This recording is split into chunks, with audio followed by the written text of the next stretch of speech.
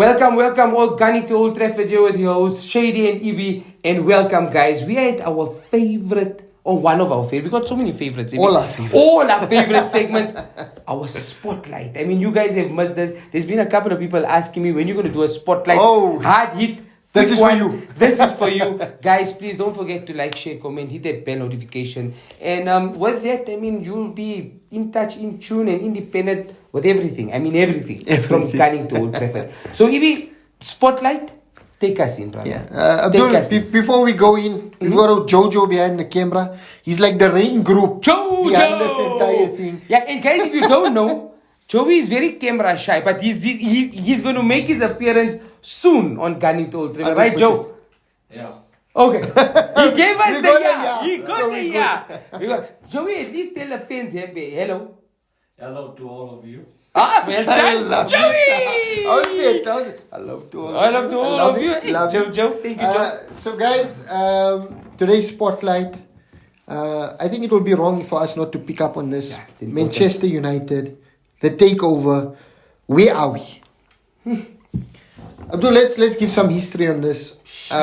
Last year, just before the World Cup, I think it was around October, November, the Glazers announced that they are looking at a few options, either at investments or a full sale of Manchester United. Correct. Music to all Manchester United fans We were buzzing, to man. get rid of these parasites, the 6 siblings.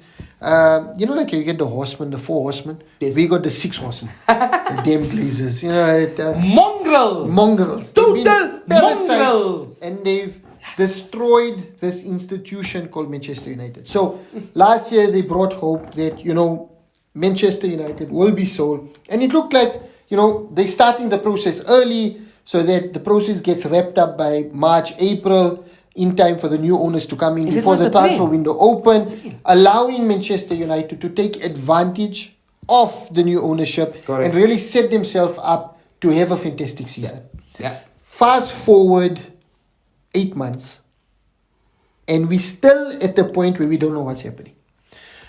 Since then, Sir Jim Ratcliffe, Ineos Group, and Sheikh JASSIM from the 92 Foundation have been earmarked as the 2 front runners to take over Manchester United.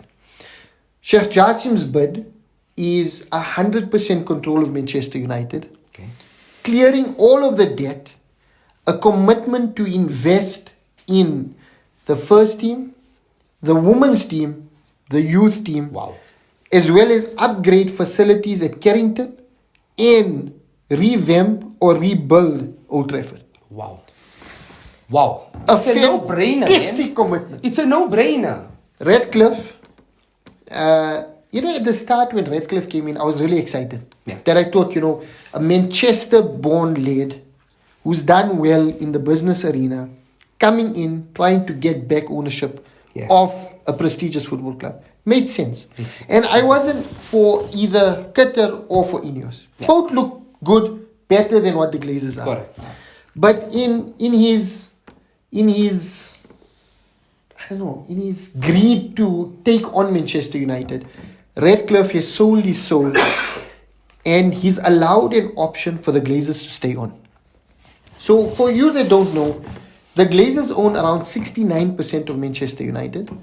And these are, Class B shares or something like that. Yeah. And 31% is publicly held shares of Manchester United. Okay. Makes sense. Ratcliffe, when he saw that he was losing out to QATAR or Sheikh JASSIM, decided to give the Glazers an option to stay on, only acquiring 50% of the Glazers shares, allowing them to maintain around 19 to 20% of their shares. However, because their shares are deemed as Class B shares, even at 20%, they would be more valuable than Ratcliffe's 50%. Don't you think that's just like a rat move? A rat move like So, Ratcliffe. Not only did he give the Glazers an opportunity to stay on, which has dragged this process out, and that's why we're here where we are. He's not clearing the debt. In fact, he's loading more debt. Yes, he's not loading the debt on Manchester United, but he's loading it on Ineos, who are going to own Manchester Exact United. same thing like our Glazers. Not exact. The Glazers did leverage buyouts. This is a little bit different, but there's no clearing of debt. There's no commitment of investment. And if you do not have the money to buy Manchester United outright, how are you going to have money to reinvest another £2 billion to upgrade the facilities and invest in all of the teams, starting from the men's team to the women's team through to the youth team? How? So those are the two offers that are on the table. Okay. Right? Okay. There's been a bidding war going up and down. At the point, it looked like Radcliffe was in charge and was in the lead up until 2 weeks ago, Friday, where Sheikh JASSIM upped his bid close to £6 billion for Manchester United. That swung it in his favour, and all signs look like Sheikh JASSIM is going to be the new owner of Manchester United Football Club. Yeah.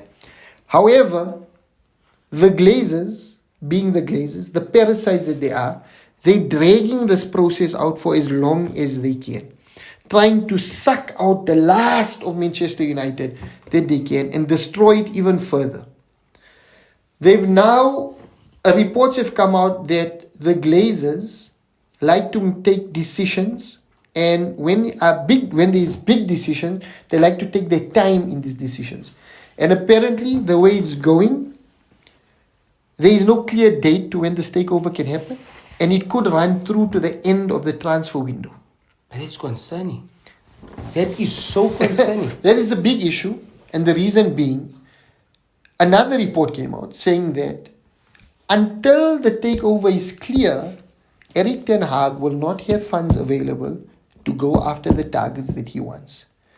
So if the sale process runs through to the end of the transfer window, Manchester United will not be investing in this market or getting all of the signings that they want, leaving Ten Hag vulnerable going into the new season. That's so sad. And potentially writing of the season even before we begin. You know, and guys, Ibrahim, it was absolutely amazing. You know, and that's the business side to the whole takeover saga. Ibrahim just touched on it now. Running a football team is not easy. 100%. There's a lot of planning, right? So, as Erik ten Hag came in last year, objective, let's make top 4.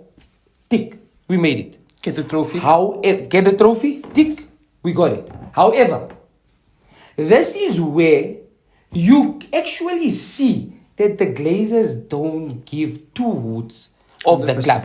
Because if you get just a little bit of the club, you would understand, Glazers, that there is certain planning that needs to be done. Here's Erik ten Hag. He's going into a pre-season in the next week. He doesn't know who's leaving. He doesn't know who's incoming.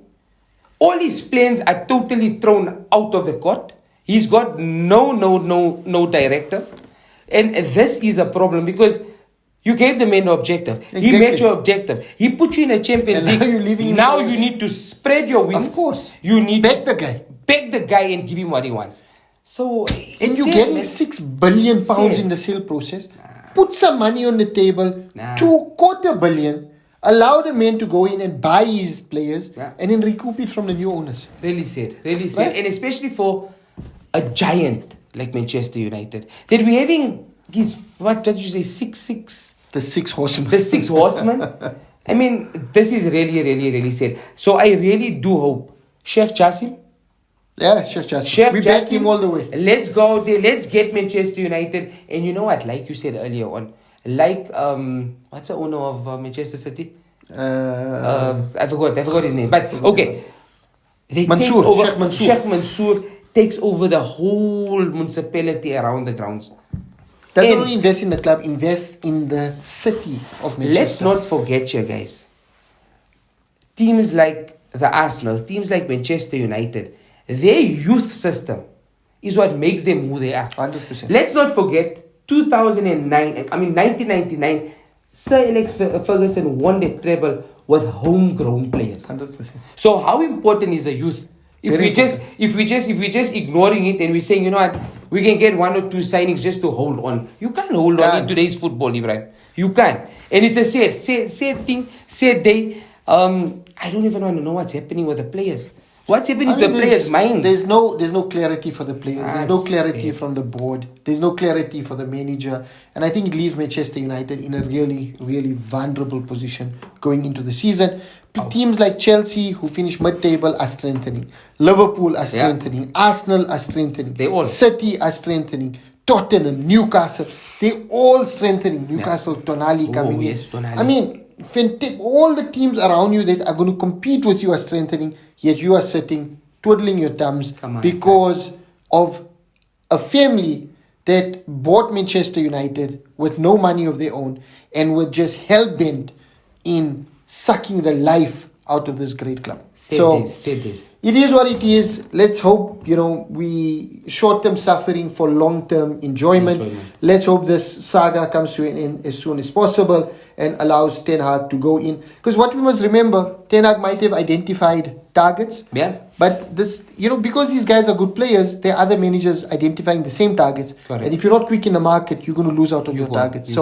Let's hope by the time this takeover happens, Manchester United are in a position to still strengthen and look forward to a fantastic season. Do you know what? Something that just hit my mind. Not even Sky Sports has given you guys an update of the Manchester United takeover. Like Ibrahim just did. Guys, come on, man. By the fans, for the fans. That was amazing. I understand it so well now. Because I was also now, reading these small posts and I'm wondering, are we going Redcliffe? Are we going Sheikh JASSIM? Sheikh JASSIM is the way to go, but then Redcliffe comes with and then you got the Glazers. So the way you explain it, Ibrahim, absolutely amazing. So brilliant. And that's why Gunning to Old Trafford is here. Yeah. Personal views, our personal views, broken down so that you all can keep what? In touch, in tune, and independent. Brilliant stuff. Guys, don't forget to like, share, subscribe, hit the bell notification. And Abdul, with that, we are Gunning to Old Trafford. Thank you, guys.